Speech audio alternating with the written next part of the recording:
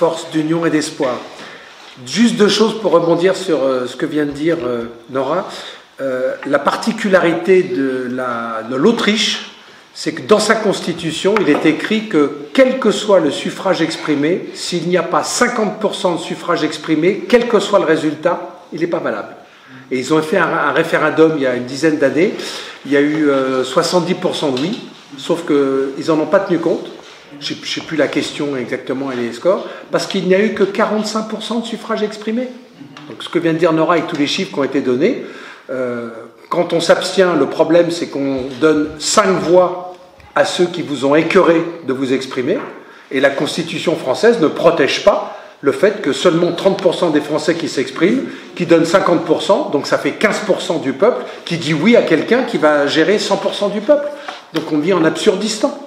La deuxième chose, c'est qu'on est en France et qu'il y a beaucoup d'imagination, et je voudrais évoquer avec vous les agoras citoyennes de France. Les chiffres que je vous donne, c'est des repères, mais on décide ensemble comment on fonctionne. Chaque agora représente un siège de sénateur. Donc il y a 348 agoras en France, qui sont composés de 45 volontaires, soit les premiers arrivants, soit tirés au sort pour ceux qui veulent participer pendant un an à l'agora locale, et tous ceux qui ne sont pas élus peuvent créer des sous-agoras. Chaque agora vote, désigne, choisit ou tire au sort un délégué qui va siéger au Conseil national de la citoyenneté, qui remplacerait le Sénat, modification article 3, article 11 et article 89 de la Constitution, et donc avec interdiction qu'il y ait des partis politiques. Donc chaque agora est représenté au Conseil national de la citoyenneté. Et le mode de fonctionnement, c'est que chaque agora peut décider de réfléchir et de travailler sur une loi. Est-ce qu'on l'abroge? Est-ce qu'on la modifie? Ou est-ce qu'on en crée une sur un sujet, qu'il soit local, régional ou national?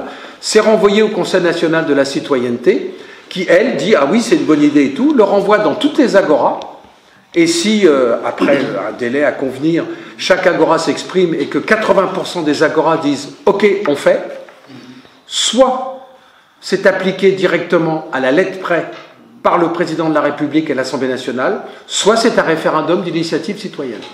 Et dans l'autre sens, le Conseil national de la citoyenneté envoie à toutes les agoras un sujet, elles œuvrent là-dessus entre elles, c'est pas un circuit fermé. Les agoras au niveau local, par département, partagent avec toute la population, c'est un groupe de travail, mais elles partagent avec toute la population les points de vue, etc., en font la synthèse et renvoient, et c'est pareil, il faut que tout le monde s'exprime.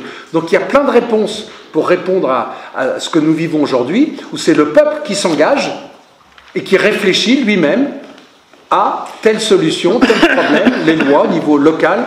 Et donc il y a plein de solutions, il y en a d'autres aussi qui sont proposées, mais ce que je veux juste partager, c'est qu'il y a déjà plein de choses qui existent pour faire que ce que nous subissons aujourd'hui comme spoliation d'élus qui coûtent très cher et qui ne décident plus rien, et qui ne nous défendent pas et qui ne s'occupent pas de notre avenir, ce soit le peuple qui prenne son destin en main. Voilà, je vous remercie. Merci.